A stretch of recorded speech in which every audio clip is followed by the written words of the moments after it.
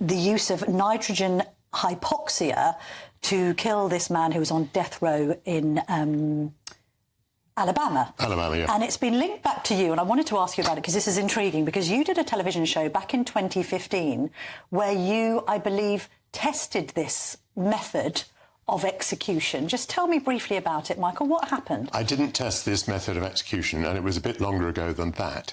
But what I did do was test hypoxia. So I tested various ways in which people are killed in the United States, and asked the question as to whether there was a more humane way of doing it. So I was put into hypoxic situations, for example, into a chamber run by the Netherlands Air Force, which simulated what happens if you're in an aircraft at 30,000 feet and suddenly the windows blow out. And what happened to me was that I was almost instantly rendered incapable. As an experiment, I was trying to play with children's toys, putting triangle shapes into triangle spaces, and I was quickly unable to do that. I was asked, what is 9 minus 5? And I said 5. And then the officer who was with me, the Air Force officer who was wearing an oxygen mask, said to me, Michael, put your mask on or you will die. And I was incapable of putting my own mask on. Now, this suggested that hypoxia was very fast-acting, and that you had... Obviously, I was in no pain or anything like that. I was just completely unaware. By the way, this is why, if you're on an aircraft and it depressurizes, you must put your own mask on first. But of course, I can't go on and draw conclusions. No. We did not experiment with nitrogen. But what I can say is it was evident to me that hypoxia renders you incapable almost instantaneously. I think the most exciting bit for me is talking to people. People who I think are ignored often by the major news channels. We're going to give news they want to hear. There's a voice there that needs to be heard. I think there's a chance here for a diversity of opinion to be expressed, which you don't find elsewhere. It's really exciting. We don't hold back. We're free to say how decisions that are taken here affect us all around the country. Only on GB News, the People's Channel, Britain's news channel.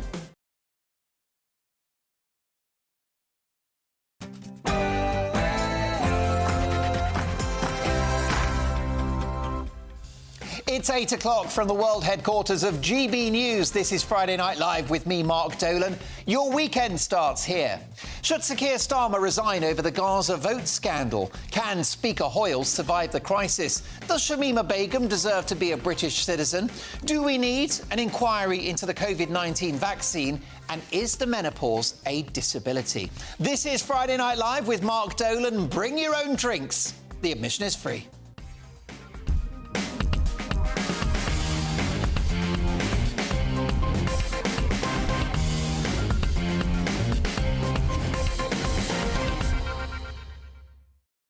On tonight's show, my Friday friends, two of my favourite human beings, TV news legend Michael Crick and fearless journalist and broadcaster Stephanie Tecci.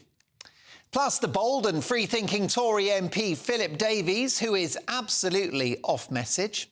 Former Lib Dem leader, rock star politician Vince Cable. And the voice of common sense on this show, The Spectator magazine columnist Alexandra Marshall, live from Sydney in Australia. Lots to get through. My Friday Big Opinion is on the way. I'll be dealing with Hoyle and Starmer, who are both on the naughty step. First, the news headlines and Ray Addison.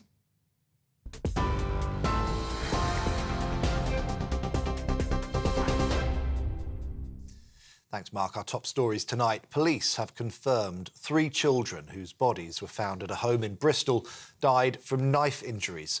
7-year-old Faraz Bash, 3-year-old Juri and 9-month-old Mohammed were found in the Sea Mills area on Sunday.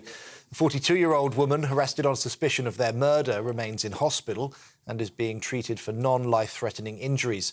A vigil is being held in memory of the children tonight.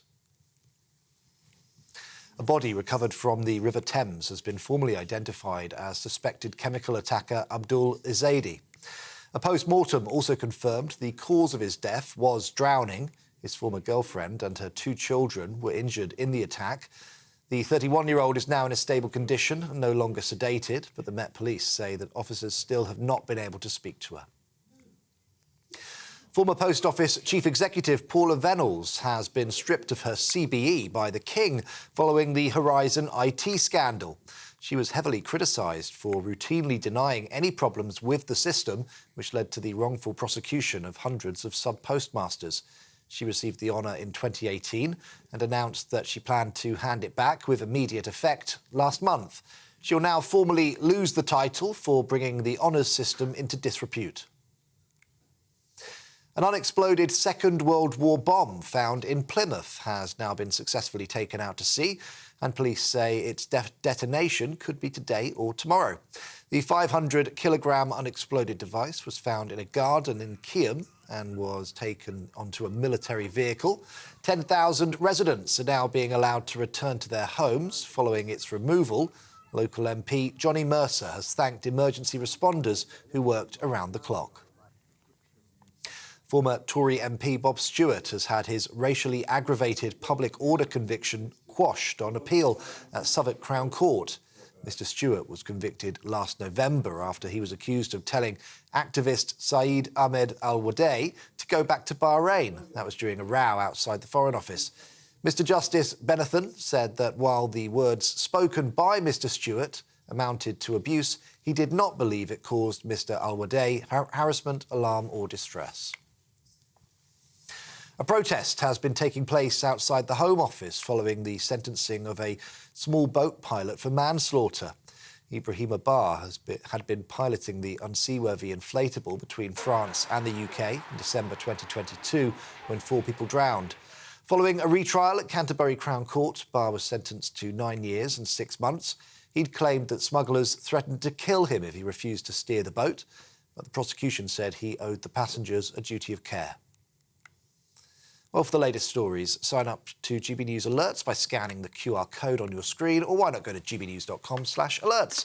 Back now to Mark.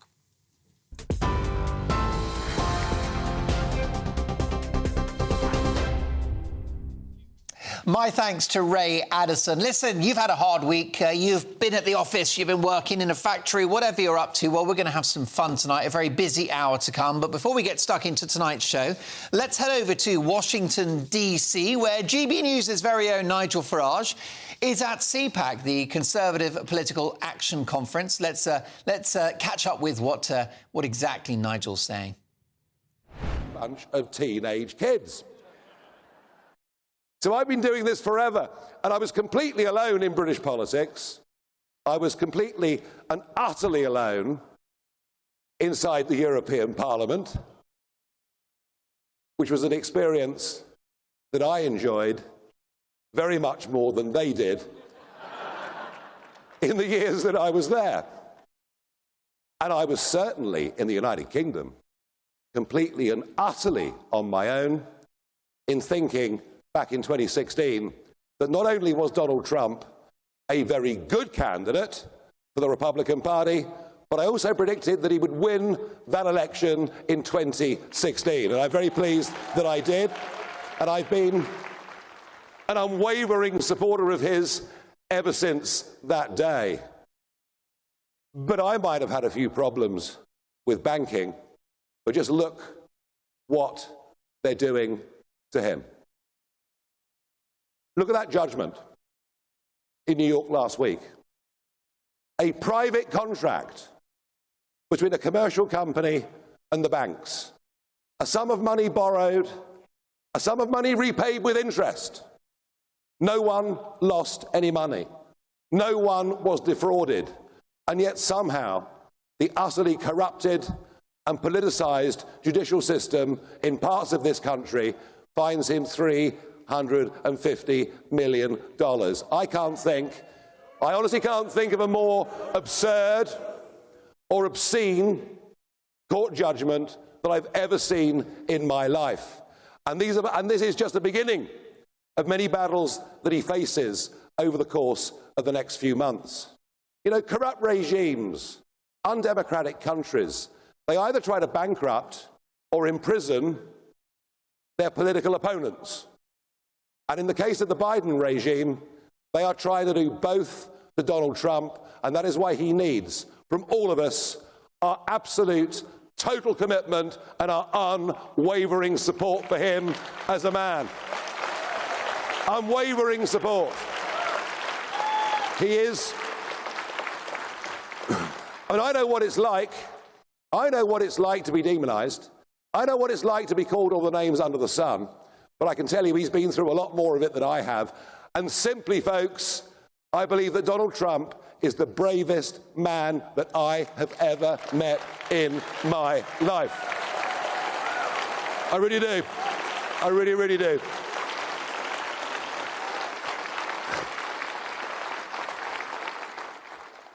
So now it's not just me in the European Parliament. There are new parties right across the continent. We've got European elections happening on the 9th of June this year. That's going to see many, many more people coming in that want to fight the globalist agenda. And it's not just me from the United Kingdom thinking Trump needs to win this election, and needs to win this election not just for America, but frankly, for the Western world, and perhaps even saving the very elements of our Western civilization that we hold dear, and we do. No, not just me. We've now got two former Conservative Prime Ministers, including Liz Truss, who was here, Boris Johnson as well, saying they want Trump to win the election. So on issue after issue, I used to be, what we'd say in English slang, I used to be Billy No Mates. I was literally on my own. I was some kind of weird outsider. And now I find those things that I fought for 30 years are becoming mainstream and becoming popular. And that is good. That is good. And I look ahead to the election that will take place this year in America. And whilst I still have some reservations about the way in which the electoral system has been cleaned up state by state, and I still have some concerns about that, I'm still in no doubt that on November the 5th, we're going to get Donald Trump back elected and in the White House. It's going to happen, isn't it? It's going to happen, isn't it? Good. Because that's what we need: belief, confidence, courage. But it can't happen soon enough. I mentioned a moment ago Western civilization. What is Western civilization? If we think about what's been built, in the case of my country, for more than 1,000 years. What's been built, what's been improved upon, what's been defended by the country literally going to war. What we've been defending are the basic concepts of the family, of the nation. And what we all have to understand is the fundamental underpinning of everything that we call Western civilization is our Judeo-Christian culture. That is at the heart of who we are, of what we are. And this week in London, we've seen the consequences of forgetting that. The consequences of not having the moral courage to stand up and defend that. Whilst you've been here at CPAC and on your way here, we have seen the most disgraceful and disgusting scenes in London. Thousands of people in Parliament Square waving Palestinian flags. Chants in Parliament Square and on marches through our cities that call for the destruction of Israel and, frankly, the people within it. And the low point this week, I think, was the image being put onto Big Ben, which read, "From the river to the sea, Palestine shall be free." That went on Big Ben. That was calling for the destruction of the Jewish people, and there hasn't been a single arrest. Just imagine the equivalent here, that somebody flashed that image onto your White House. Think how you would feel. And now we see British politicians cowed, scared. They were even scared to leave the building on Wednesday and Thursday evenings because we've forgotten who we are, we've forgotten what we are, and we've allowed an extremist fringe to bully us and threaten our very democracy. And that is why we need strong leaders, why we need leaders of conviction. It's why you in America and we in the world need Trump back in that White House to return some common sense. But let me say this to you. Please, don't just come along to CPAC, to listen to the great guy tomorrow, and he'll be his usual self. He'll be larger than life. He'll say things that enrage the left-wing press. He'll be funny. He'll be terrific. You know he will. He'll be terrific because he loves you, the grassroots movement in this country. But coming along to CPAC, enjoying the event, going to the cocktail parties, the way I'm feeling today, the endless cocktail parties that happen in the evening, agreeing isn't enough. Coming together with friends, meeting new friends, it isn't enough. If you really want this to work, and I want it to work here, because it is our Western civilization that we need to start standing up and defending. For this to happen, it needs you to commit to doing more than that. You folks have got to get your walking boots on, or maybe golden sneakers. So please, I urge you, if you want the same things that we want, this election here in America affects all of us. It affects the safety of the world, as for the first time since 1945, a possibility of World War III looks real. We only get the right things in life. Peace only comes through strength. Trump can deliver it. Please do your all to go out, work hard, donate, put your walking boots on, deliver your leaflets. Let's get this man back in the White House, and let's get common sense back into the Western world. Thank you very much indeed. Thank you. Thank you. There you go, live from the United States. A barnstorming performance from Nigel Farage, GB News star, of course, giving his backing to Donald Trump for his run for the White House later this year. He said it is essential that the conservative movement in America and around the world supports Donald Trump in order to get the United States back on its feet. There he was, speaking live from the Conservative Political Action Conference. Fantastic stuff. Now, moving on to other aspects of the show. Should Sir Keir Starmer resign over the Gaza vote scandal? Can Speaker Hoyle survive the crisis? Does Shamima Begum deserve to be a British citizen? Do we need an inquiry into the COVID-19 vaccine? And how about this one? Is menopause a disability? All of that plus much more on Friday Night Live with me, Mark Dolan. We start a little later than usual, thanks to Nigel, with my Friday Big Opinion.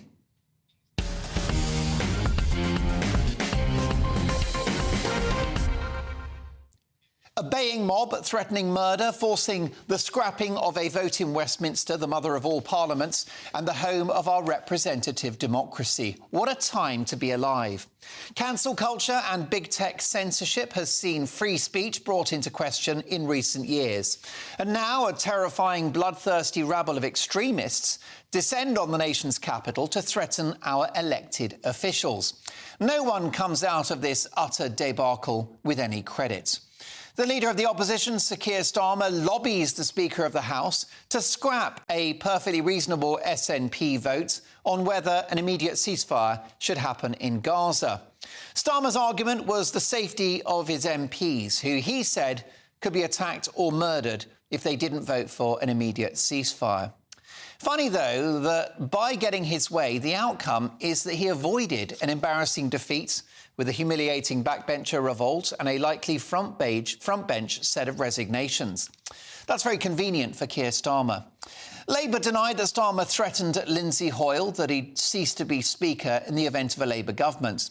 But they don't need to make that threat, do they? It's implicit. His failure to support the party leadership would be duly noted. It's also worth pointing out that BBC Newsnight's Nicholas Watt, no friend of the Tories, is standing by his story that the Labour Party leadership did indeed make such a threat to chuck him out when they achieve power. Extraordinary stuff. Now, the Speaker is supposed to be independent. He's not there to be lobbied, cajoled, guilt-tripped or bullied by members of Parliament. He just has to be impartial and maintain parliamentary protocol. Speaker Hoyle is a decent man and has impressed MPs from across the House with his efforts in recent years. He's been like Mary Bloody Poppins compared to that bad-tempered and proven bully John Bercow. It's therefore unfortunate that Hoyle's unconstitutional actions, which I'm told he was advised against doing by parliamentary staff, have got the Labour Party out of a political bind. A Labour split would have been very illuminating for the British people, who would have been indulged with an exclusive and compelling preview of what a Starmer government might actually look like. One utterly divided.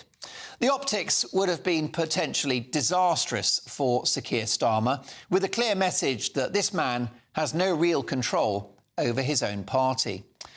If they do win, I actually hope that Labour achieve a landslide victory. God help us if they only get a slim, narrow majority, in which case the bonkers left of the party, the likes of John McDonnell, Richard Bergen and self-confessed proud socialist Rebecca Long-Bailey, will hold the whip hand over the man who would be our next Prime Minister. The left's answer to the ERG. Yikes.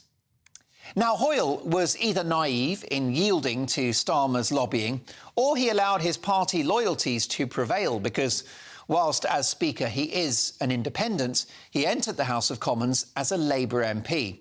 Either is disastrous for someone whose role is to be the custodian of our elected chamber. Those defending him would argue he was deeply worried about the idea that Labour MPs could face violence if the vote went ahead and they didn't support an immediate ceasefire. But if Hoyle genuinely made this decision for fear of mob violence, then as Speaker, he has allowed the House of Commons to be dictated to by an army of violent thugs outside of Parliament, projecting the words "from the river to the sea," a known anti-Semitic slogan, onto Elizabeth Tower, known more colloquially as Big Ben. If the optics of hateful, racist language projected onto probably our most iconic building and the home of our democracy don't worry you, if that image of Big Ben hijacked by anti-Jewish propaganda doesn't demonstrate we're losing control of our country, its laws and its values, then I can't help you. Just reflect for a moment on the idea that members of Parliament are now afraid to vote a certain way in the House of Commons for fear of physical attack when they are outside. That our Parliament is sovereign and all-powerful is sacrosanct in this country.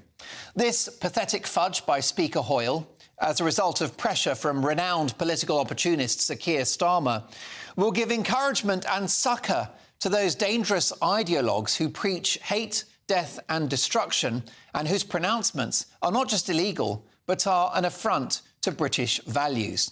Vicious thugs are threatening to tear down our democracy. The Speaker of the House is there to uphold democracy, not to undermine it, which is what was allowed to happen earlier this week. This is like political and cultural quicksand, and we are sinking fast. Britain, as we recognise it, risks becoming a thing of the past. Welcome to hell.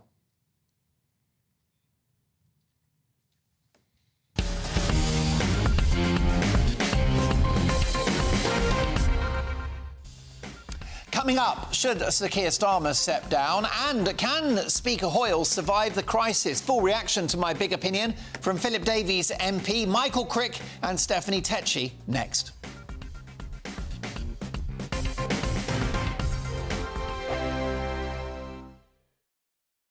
I think the most exciting bit for me is talking to people. People who I think are ignored often by the major news channels. We're going to give news they want to hear. There's a voice there that needs to be heard. I think there's a chance here for a diversity of opinion to be expressed, which you don't find elsewhere. It's really exciting. We don't hold back. We're free to say how decisions that are taken here affect us all around the country. Only on GB News, the People's Channel, Britain's news channel. Good afternoon, Britain. Weekdays from midday. Elon Musk has announced that the first patients to receive a groundbreaking brain implant from Neuralink is recovering well. This is all a bit odd. The product, called telepathy, uses a robot to surgically place a computer chip in a region of the brain that controls movement. Yes, Elon Musk says that the first goal is to enable people to control a phone or a computer just by thinking. He says that initial tests show promising signs of brain activity, meaning that patients with paralysis could one day overcome their conditions. Not sure about this one. Joining us to discuss this breakthrough is applied futurist Tom Cheesewright. Tom, this sounds, well, slightly terrifying.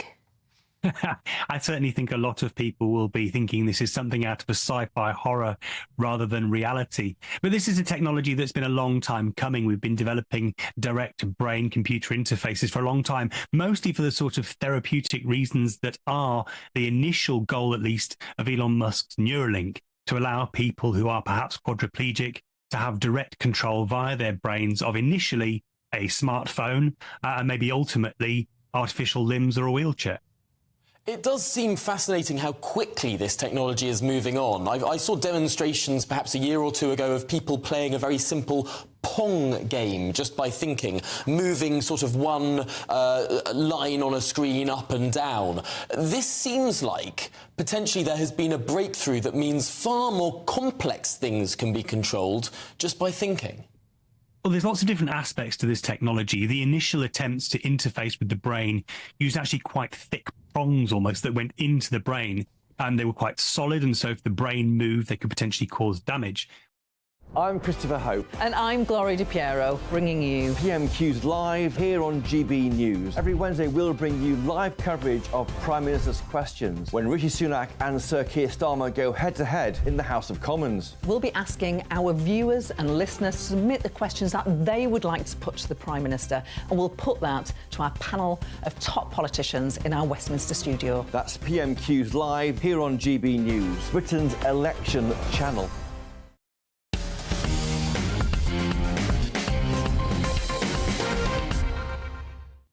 Coming up, should Sir Keir Starmer resign over the Gaza vote scandal? We'll be joined by the former leader of the Liberal Democrats, Vince Cable. But first, let's get more reaction to the fallout from the ceasefire vote that never was. With me in the studio is GB News favourite and Conservative Member of Parliament for Shipley, Philip Davies, plus my Friday friends, the wonderful Stephanie Tetchy and Michael Crick. Now, listen, it's great to have you in the studio with us, Philip. First of all, you were there with ringside seats for this drama midweek. What's your reaction to the manoeuvres of Labour and the fact that, in the end, this vote didn't happen?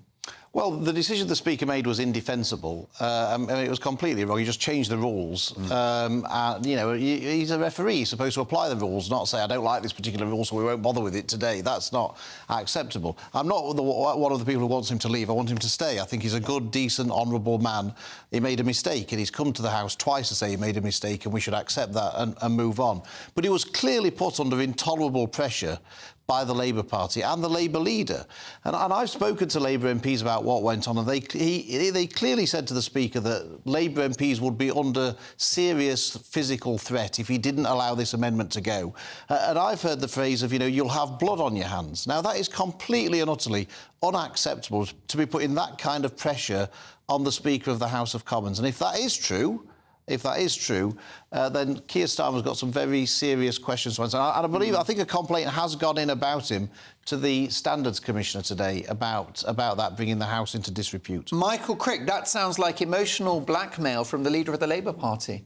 Well, we don't know exactly what went on. I doubt very much.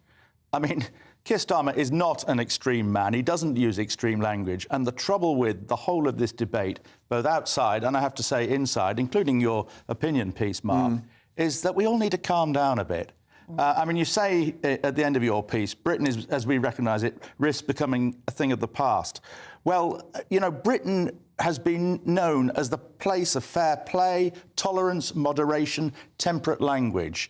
And the whole of what went on in Parliament and our discussion around it, and you calling, you know, asking whether Starmer should resign, and even more, the whole of the, well, frankly, lack of debate about what's been going on in Gaza and Israel it is worrying and it's a mess. But I mean, you were way over the top in your... I mean, you were talking about a baying mob threatening murder, a terrifying, bloodthirsty rabble of extremists, thugs threatening to tear down our democracy. OK, there are a few individual idiots and thugs out there, but the vast majority of the people, and many of them are my friends and some of them are my family, who have marched in those Palestinian marches, are people who are genuinely concerned for the plight of the Palestinians right now in Gaza and over the last, ever since the establishment of the State of Israel, and the way in which, bit by bit, the prospect of a two-state solution to this has been taken away by this extremist government in Tel Aviv, and the way in which debate in this country has been stifled by the way by people saying anybody who's critical of the state of Israel in its current form, the government of Israel, is immediately denounced as anti-Semitic. You're conflating lots of different things. I am. Those marches I've defended because I think the majority on them are seeking peace. You did actually, yeah, but you implied in other parts that anybody protesting was an extremist. No, and I definitely, that wouldn't be my view. But the issue is that this vote didn't happen because of the threat of violence towards MPs, as expressed by the leader of the opposition. This is not a conspiracy theory dreamt up by me. These are Keir Starmer's words and concerns. Let's make it clear. These Opposition Day debates are not the most important parliamentary occasions. They're not binding. They are... politically significant if Labour lose it. If Labour suffer a rebellion, front bench resignation... That is indeed... it is significant, and there is a clear split going on right in the Labour Party right now. But let's calm down, shall we, and not make out that Parliament is surrounded by a mob. It was literally surrounded by a mob on Wednesday night. Well, and they flashed the hologram, the projection from the river to the seas. I don't think people should be allowed to put holograms on the Elizabeth Tower, but... even that, you say that is clearly an anti-Semitic, anti-Jewish slogan. No, it is a slogan of the Palestinian... Many of the people who come out with that slogan, most of the people who come out with that slogan are not anti-Semitic, anti-Jewish. Shouldn't Starmer just say what he said to the Speaker? Should he not just tell us what he said, what words he said? Probably help, yes. Yeah, exactly, but he won't, will he? But, I mean, the more worrying thing is whether some other Labour person threatened the Speaker that if you don't do this, then we're going to vote you out. Right.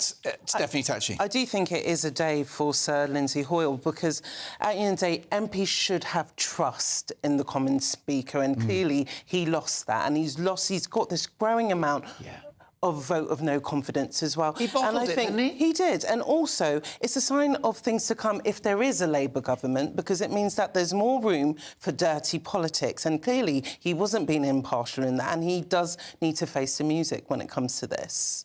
I mean, look, whilst we're talking, Stephanie, let's take a little look at Martin Daubney being egged outside Parliament on Wednesday, demonstrating that there was a rabble. I understand that my language was pretty spicy, but let's take a look at this. Actually, we'll play the whole clip.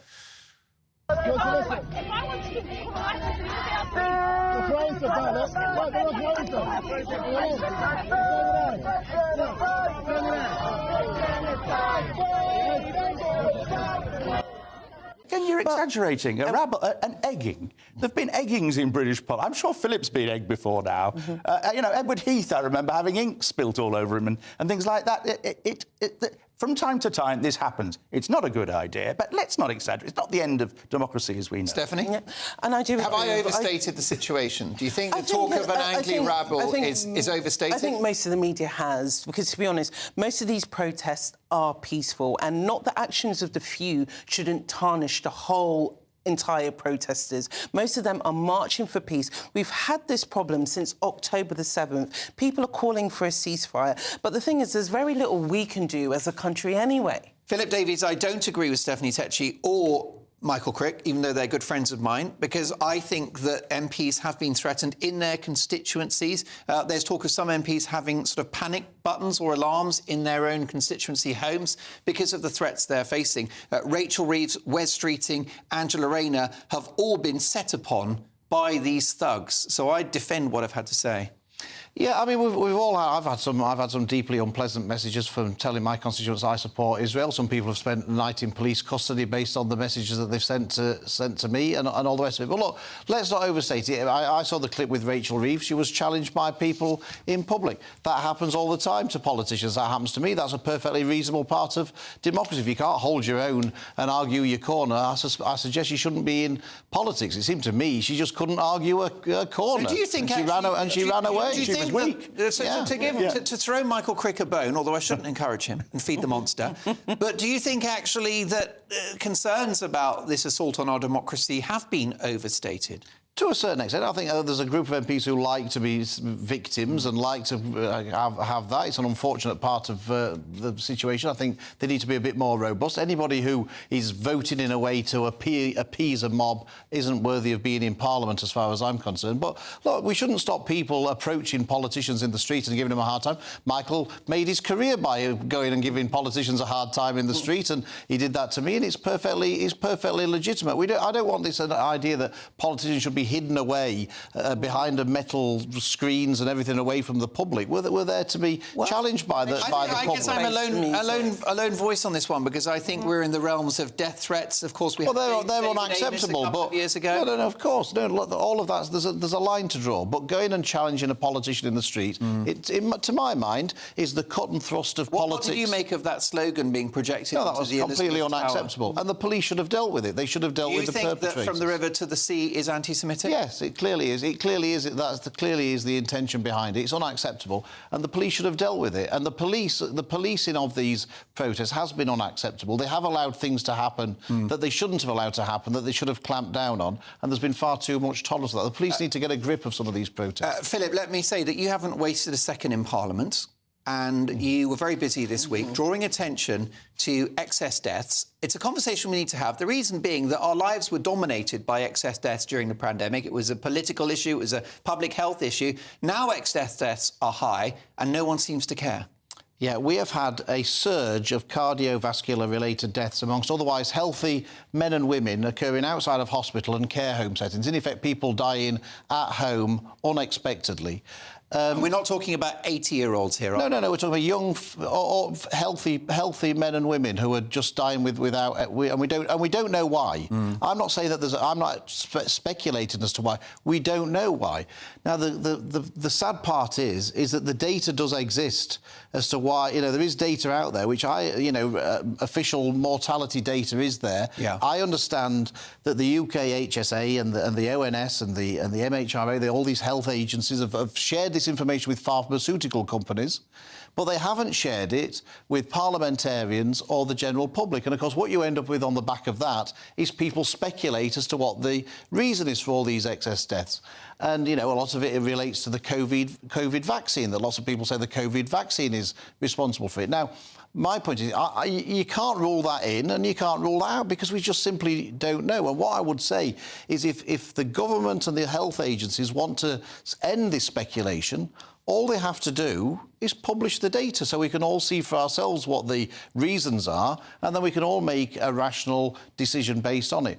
But all they're doing is encouraging all of this wild speculation and by not publishing the data. And, of course, the more they don't publish it, the more people say, well, they've clearly got something to hide, and that's a reasonable reaction to it. So all I say is, can they publish this data and explain for why they're not? And briefly, you're not alone as a Member of Parliament concerned about this. The likes of Professor Carl Hennigan, who is a professor of evidence-based medicine at Oxford University, he's also not happy with the statistics and the data, and he's concerned about, not having enough information at his disposal to get an answer. Yes, and we need to know that these are not numbers, by the way. These are loved ones, these are people, these are family members. They all have a right to know exactly what's happened, and we just don't know. And you're right, it's not just me. I've just sent a letter asking for this data. It's a cross-party letter for people from all parties.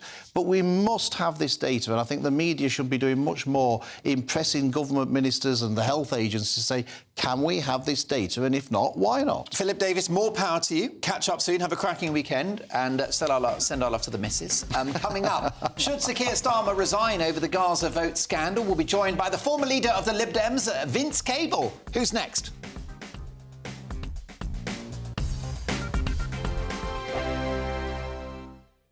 In In the GB Newsroom, we bring you the news as it happens. With our team of dedicated journalists across the UK, we're ready to give you accurate reporting every day. When the news breaks, we'll be there with bulletins on GB News, the People's Channel, Britain's news channel. Lee Anderson's Real World, Fridays from 7 p.m. Dr. Jane Jones, who's the clinical lead for Care After Combat. Yeah. Jane, thanks for coming. And just tell me a little bit about your organisation. What do you do? OK, well, thank you for having me here so we can talk about Care After Combat.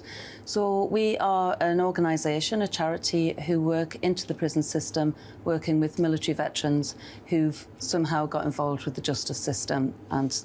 So there's quite a high population of ex-servicemen and women in our prisons. Why is that, do you think? So 2014, the government did a review of who was resident in UK prisons, and what they found were that military veterans are the highest occupational group, and this obviously raises some concerns. Yeah.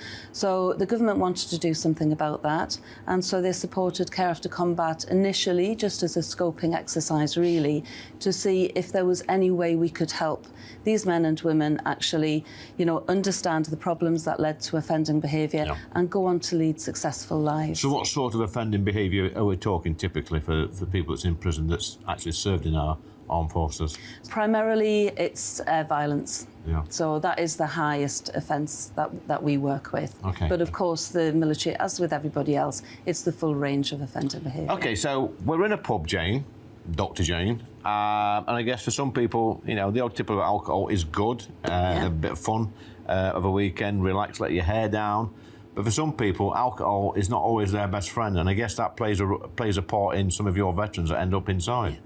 Absolutely. So, speaking from my own experience, a good 2/3 of the people I work with have some kind of mental health problem or mental health difficulty, struggling to either adapt into civilian life or with some of the traumas they've experienced during service. People might self-medicate with alcohol to manage some of those thoughts and feelings.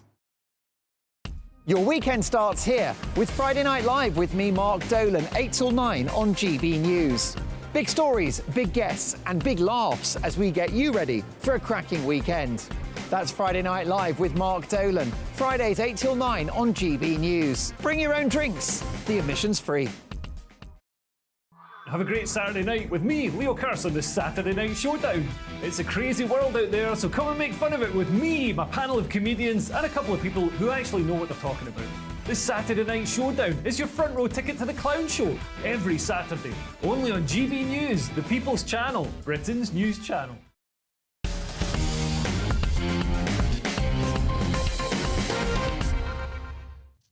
Coming up, does Shamima Begum deserve to be a British citizen, and is the menopause a disability? But first, as pressure grows on the House of Commons Speaker to resign after his decision to axe a vote on an immediate ceasefire in Gaza, does the Leader of the Opposition have a case to answer, given that it was his meeting with the Speaker which led to this debacle?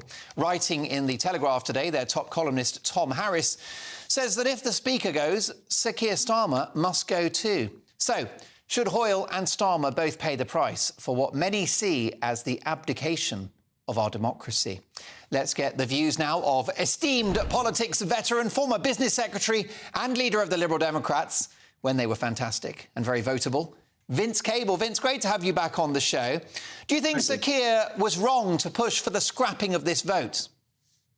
Well, it was perfectly reasonable to go to the Speaker and say there's a very serious issue affecting the safety of politicians. So I don't think he should be going. I don't think Hoyle should be going either. I mean, he was a perfectly good Speaker, certainly an improvement on his two predecessors. I mean, I'm no longer an MP. I was just looking at this from the outside, and I think the overriding impression, which Michael Crick made this point, that this is a terrible war with people suffering on both sides, hostages. And, you know, the British Parliament is squabbling over procedure, parties, engaged in sort of petty positioning issues. I mean, it's made our Parliament look very small and irrelevant. But, you know, demanding the resignation of Starmer or Hoyle over this seems to be completely missing the point. For what it's worth, I don't think Starmer should step down over this, or Hoyle, although I think they should be accountable for their actions Were you not concerned that members of Parliament have been intimidated against voting or not voting for a vote in the Commons for fear of physical attack, for fear of violence? Yeah, of course we should all be concerned, and it's clear that Hoyle himself made a mistake in buying the argument that they should change the procedure in order to avoid people being intimidated. I mean, that was a mistake. He's apologised and should not do it again. Of course, we shouldn't give in to threats of violence. Yeah, but I think your earlier discussion was right. You know, we need to put this in a context. I mean, I was an MP, I was a cabinet minister at the time of, you know, tuition fees. I had appalling mobs, you know, threatening. You had to live with it. And, you know, and I agree with Philip Davis that, you know, if you can't stand the heat, you shouldn't be in the kitchen. If people are actually personally threatened, then of course the police should be involved. But the, you know, the rough and tumble of public debates and demonstrations and angry debates is part of what democracy is about. Vince, Labour is divided on the issue of the war in Gaza, though, isn't it? Will this be a problem when Starmer likely becomes our next PM? Well, it is, because in many ways our society's divided over this issue. The point I would always make to people, actually, is that we've got two wars going on.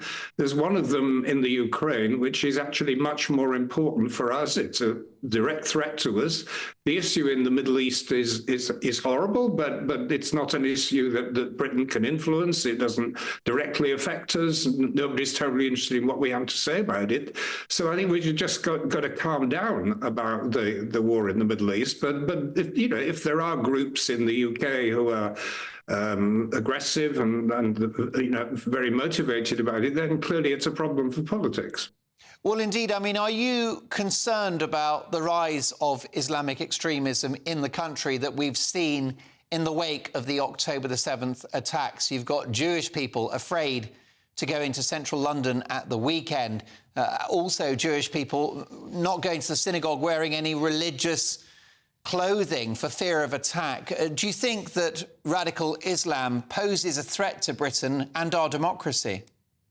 Amongst other extremist groups. It's not the only one. I remember in the cabinet we were very concerned about Islamic extremism. That's partly where the whole Prevent initiative was taken. But it's not the only violent group and threatening group. There's the extreme right as well as the extreme left. It's not comparable, though, is it, Sir Vince? Not at the moment. You know, the extreme right talk, and there are elements of you know, Islamic fundamentalism where it verges into terrorism, which of course is a threat and it needs to be dealt with on that basis. But let's not try and pretend that this is just one faction. I mean, I'm old enough to remember some of the horrible emotions that spilled to the surface over racism. I had a mixed marriage myself, so I saw it directly. And we've had this on the extreme now. We've now got you know, people who are aligned to or supportive of terrorist organisations, and they've got to be dealt with if they are a threat to this country. But it's not new and it's not unique to this group. Vince Cable, always a privilege to have you on the show. I look forward to catching up in the near future. My thanks to the former leader of the Liberal Democrats, Vince Cable. Coming up, does Shamima Begum deserve to be a British citizen? And is the menopause a disability? We'll debate all of that next.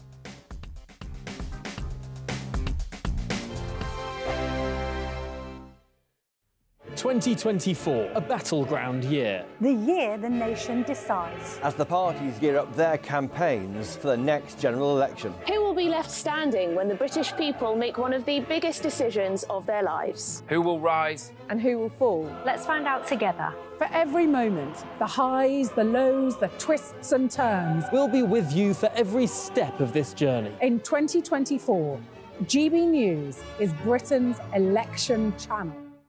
Martin Daubney, weekdays from 3 p.m. Welcome to the show. Superb stuff, great footage. So you're right in the thick of it there. What's the mood on the ground?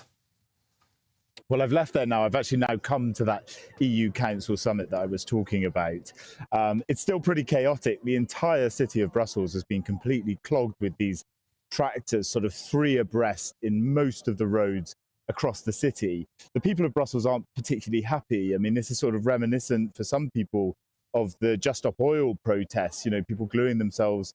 People are unable to get to hospital appointments, and there's a lot of upset about the destruction that's happening on the streets of Brussels today.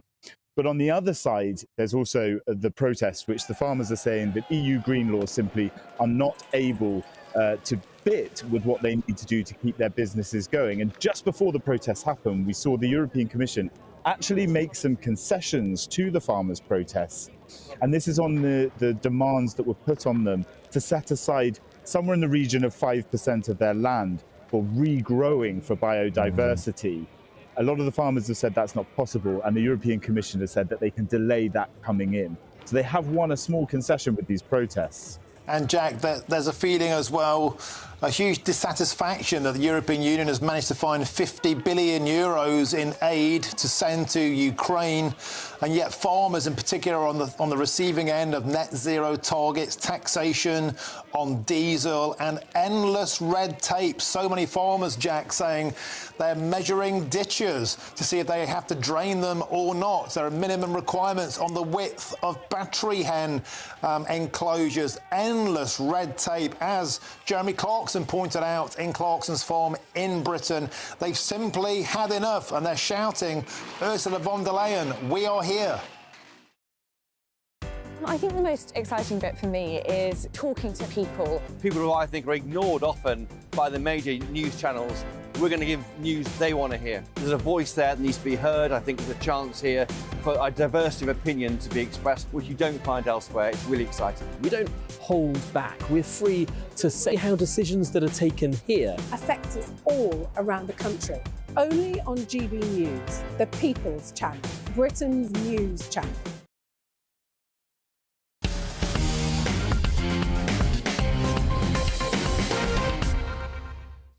Welcome back. Now, Shamima Begum has lost a Court of Appeal decision to regain her UK citizenship. The ruling means that the 24-year-old must remain in Syria. The government stripped her citizenship on national security grounds in 2019.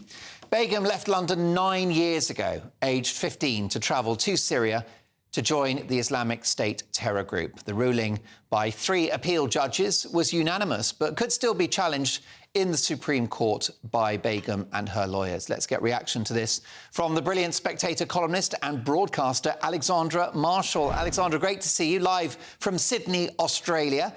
She was a child when she left the UK. Is she still our problem? Absolutely, she is not your problem. I was surprised to read this article and find that the UK did the right thing for a change. If you go and join an foreign Islamic terror group and fight for another state, then of course you should lose your citizenship and never be granted it again.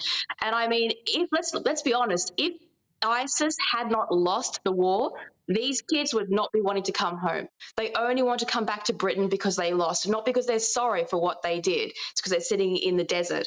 Now, Australia did the wrong thing. We've gone out of our way to bring back as many ISIS brides as we can, and Australians are furious, but Labor just ignored us and kept going anyway. And so now we have hundreds of potential terrorists brought home, and we call them ISIS brides, but really we should call them female ISIS terrorists. Let's bring my Friday friends in, if we can, Alexandra, Stephanie Tetchy and Michael Crick. Stephanie, do you think that Shamima Begum should have British citizenship? I don't think she should have British citizenship, but at the end of the day, she's still British. And no matter where she goes in this world, she will forever be linked to Britain. So she will forever be our problem. Unfortunately for her, she was 15 when she decided to uproot. And so that's a very impressionable age. I don't think she should be let back in this country, but I do feel like she is our problem to deal with. Michael Crick, do you think the Supreme Court were right in their judgment today? It was the lower court, wasn't it? The Supreme Court. Yeah, you're quite right, forgive me, yes. But I don't actually. I think, well, I'm not a lawyer, so on legal grounds I couldn't make the case. But I think that she is ultimately Britain's responsibility. She should be given British citizenship. She was 15 at the time. She was essentially groomed, you know, like the girls in Rochdale and Oldham, but for different purposes. And, you know, otherwise she ends up basically saying, well, she's not our problem anymore. She's someone else's problem. You've got to look after the people who started out as British citizens unless they voluntarily change to a different citizenship. Now, Alexandra, you're far too young for this other story, but the Equality and Human Rights Commission have said that menopause should be considered a disability, with bosses facing legal action if they don't make reasonable adjustments. They say failure to look after employees who suffer from hot flushes, brain fog or low energy amounts to disability discrimination under the Equality Act 2010. What do you think? Is the menopause a disability? Sorry, Mark, are you saying that the health authorities suddenly understand the difference between men and women and they've classified women as a biological gender?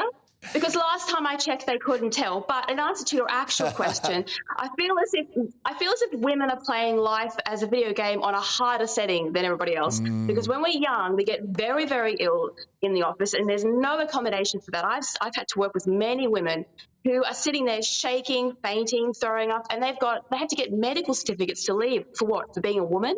So they have that, then they get pregnant, they're ill in pregnancy, they're ill when they leave, and then when they get older, they've now got a disability, apparently, according to this health advice.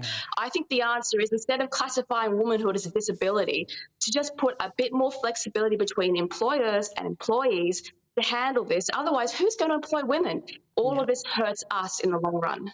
OK, Stephanie, briefly, do you think menopause is a disability? No. Of course, it's a long way off for you, but what's your view? No, it is not a disability. It's a natural process for women. And I just hate when they come out with these things because it's very patronising. Women have been going through menopause since the Stone Ages, and we've met, well, women who are going through it have managed to handle it well. Yes, let's talk about it, but let's not make women feel like they cannot handle such things. Michael, would you like provision for the male menopause when that kicks in?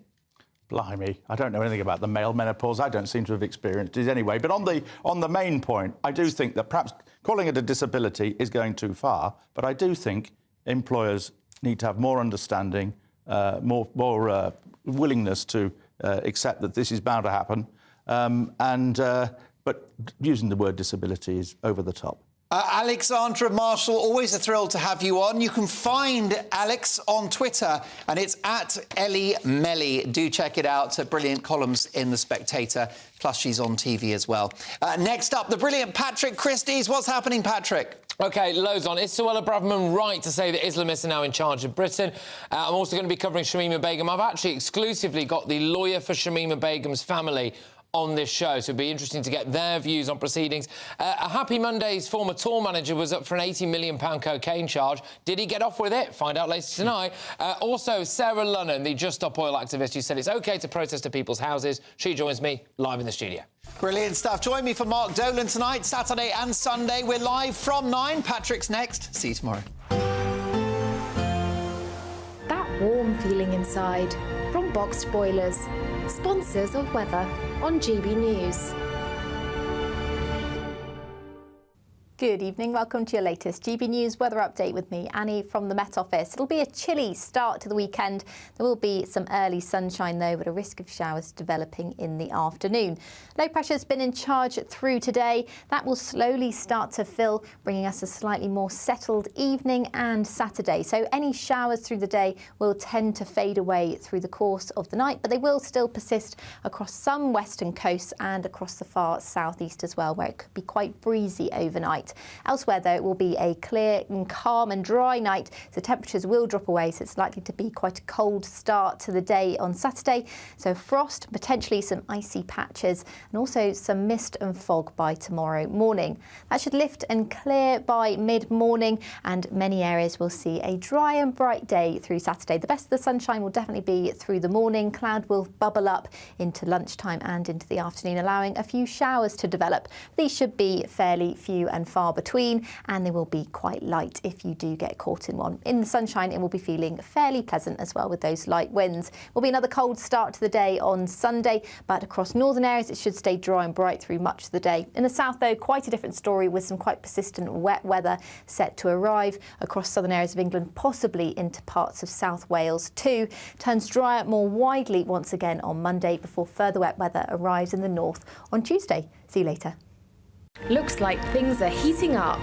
Boxed Boilers, sponsors of weather on GB News.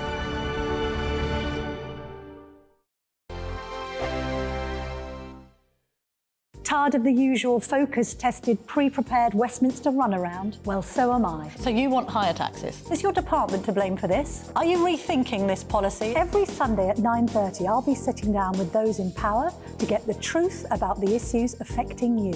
Let's be honest, we've known about the cost pressures of this project for years, not months. That's the Camilla Tominey Show, a politics show with personality. On GB News, the People's Channel, Britain's news channel. Britain's Newsroom, weekday mornings from 9:30. The EU rules are trying to choke even that. And I just think, I would join this protest in a heartbeat. And you are right to point out this stuff about them being right-wing. How dare they slate them as right-wing when these are real people whose livelihoods are And remember, being a lot of trashed. people who work in the farm industry